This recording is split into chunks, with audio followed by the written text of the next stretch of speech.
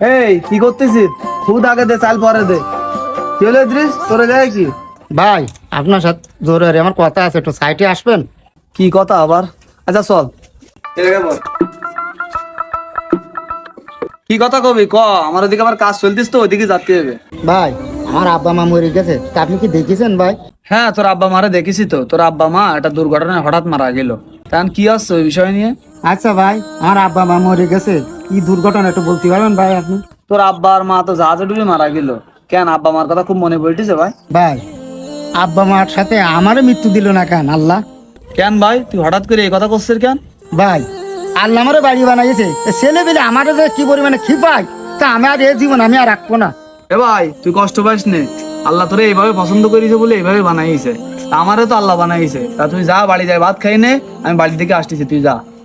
আল্লাহ কেন আমার বাড়ি বানাইলে, বানাইয়া